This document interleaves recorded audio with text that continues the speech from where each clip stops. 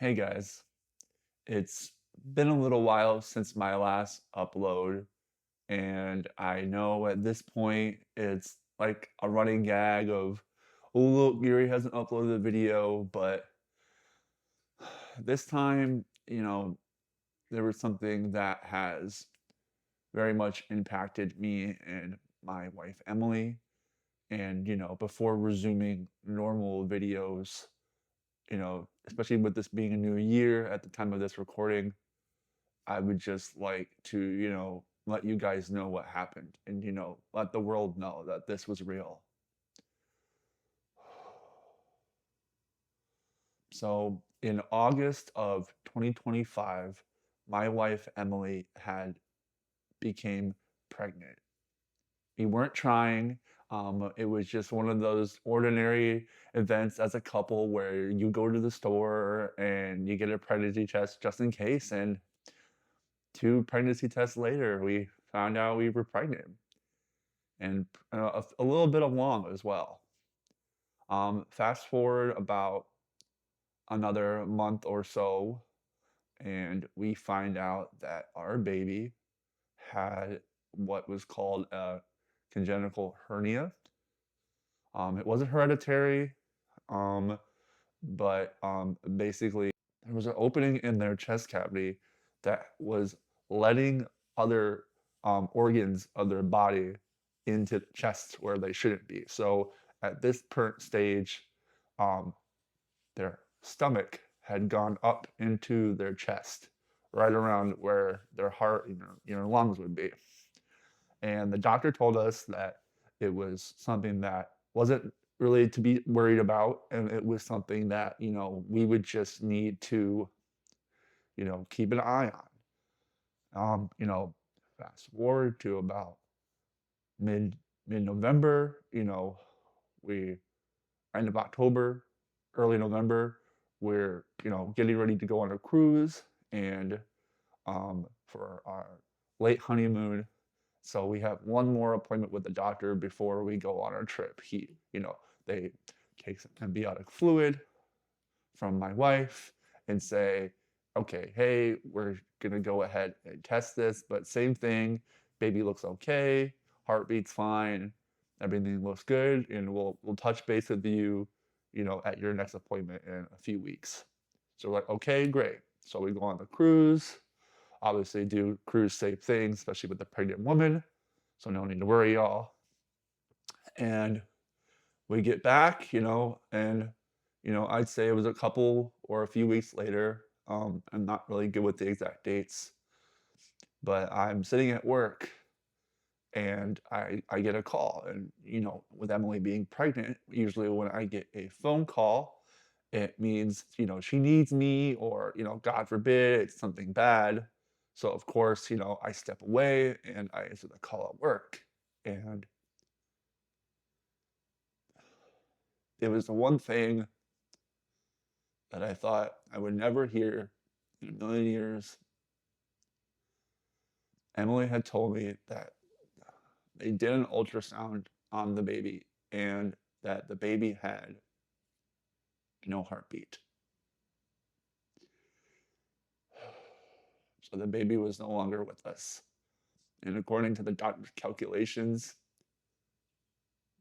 they had been gone sometime between when we got back from the cruise and when this appointment had happened, you know, mid to end of November.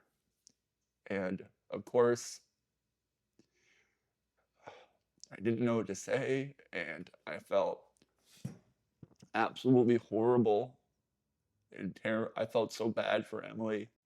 Being the partner and, a soon-to-be father, it was devastating. I cried all the way to the doctor's office, longest 40-minute drive of my life. And we're crying at the doctor's office, and, the doctor reassured us that there was absolutely nothing we did wrong, and what had happened was the stomach that he was observing had pushed up against their blood vessels near their heart and had pretty much, unfortunately taken their life. And it felt so terrible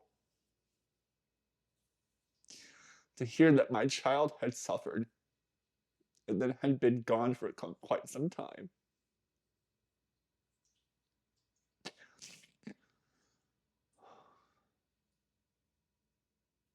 Even now, I still feel that pain. But so we had the option of giving birth to our child, and the doctor let us know that the gender of the baby was a boy, and we could have known by this point, but we had kept it a secret because her mother was going to surprise us with some kind of like gender reveal thing on Thanksgiving. But of course, unfortunately, that we didn't get to we didn't get that opportunity, so we found out the gender then. So my wife decided to give birth to him, and we went to the women's care center, and they gave her medication to induce her into labor.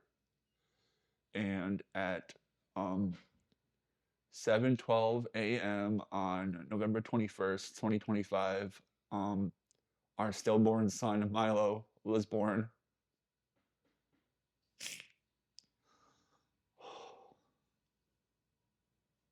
This is the one video I didn't want to make. At this point, it's almost been a couple months, and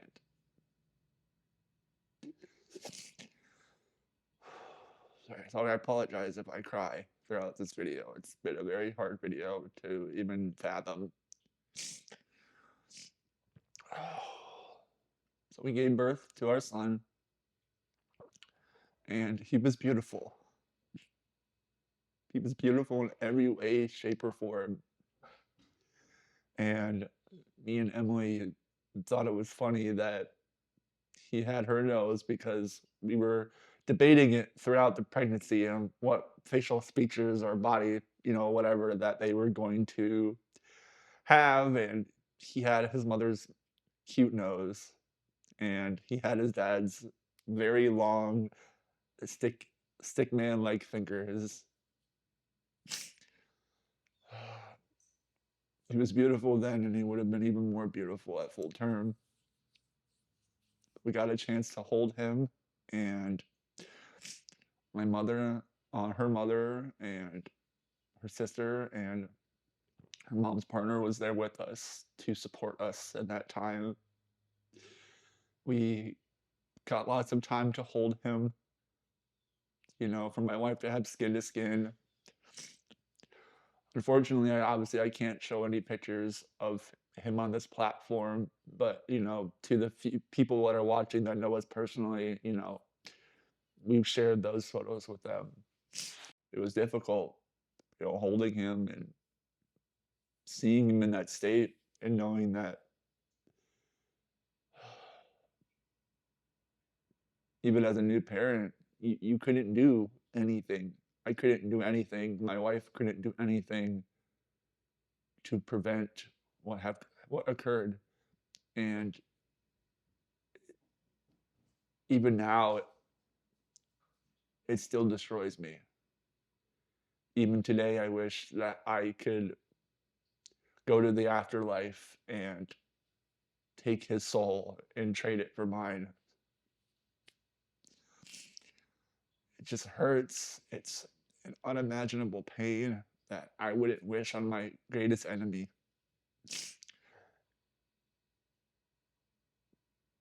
The hospital took really good care of him, and they gave us the blanket he was wrapped in, and um, some stuff to remember him, like some charms, and me and my wife wear them as necklaces every single day. Mine, mine's angel wings. And they gave us some forget me flowers. So when they are in season, we are going to go ahead and plant those. cards that, that even with strangers that he was loved and cared for, and the women at that center took absolute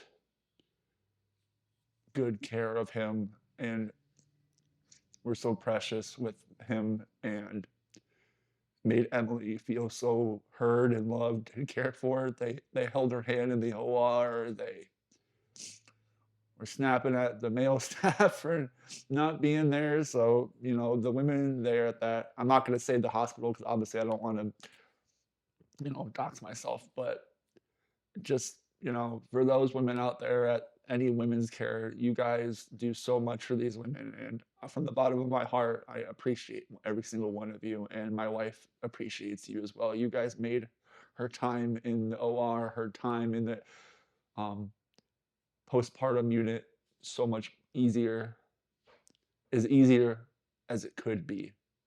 And we appreciate you guys for that. To any parent um, that has gone through this or is currently going through this, especially if you had a child further along, but I don't think it matters, in terms of the length. The pain is still unimaginable and real, and it hurts so much. My heart goes out to every single one of you. Stay strong, to find a good community, to speak to other grieving parents. We've definitely talked with friends of ours that have gone through similar situations, and it's been a great support system. We've reached out to foundations that supported us in our time of need and helped us in that short time that we needed help. So I encourage other parents going through a same situation or grieving that there are programs out there that would help you in your time of need. So I encourage you all to reach out to those types of programs, and depending on what they are in your area or state. But, you know, if you are a parent that's grieving, you're going to be okay. It may take a long time, but you will be okay. We're only several months into our journey, and I know it's going to be a long ride for me and for Emily, especially. Just be there for your partners. Every day is different. Some days she might want to burn down the world, and other days she might just want to cry. You need to be there for her as much as you can be. Or them. Be there for them as well. And for parents that are currently pregnant, just go to your appointments, check up. These kind of things. This thing came at a surprise for me and for her. And, there was nothing we could have done or nothing that we did do to induce this from happening. So ease your worries that you're not doing the right thing. And I don't know if I have the authority to say that, but I'm still struggling with, being a parent for being a parent that I don't know what I should or should say to other parents. I'm not too good at this kind of thing. We brought him home early December. Um, we had him cremated, and the facility that did it was very sweet. Shout out to TJ. He was the nicest funeral director I've ever met, and he was so kind, and he made the process so much easier. And he kept in contact with us every step of the way, and he took good care of our son. And we can't thank everybody involved enough. My son is gone, but he will certainly never be forgotten. Mylo Parsons, I love you so much, and your mother loves you so incredibly much. And we hope you're watching over us. But I wanted to let you guys know that we had gone through that, and obviously that was the major reason I had not been posting or been online or anything. So um, please give me a short little bit longer to get back into the swing of things, and I promise to do that soon enough. But I love you guys. If any of my family or friends are watching this, I love you guys. Thank you guys for your support for me and Emily through this difficult time in our lives. And until next time, stay rabid, guys.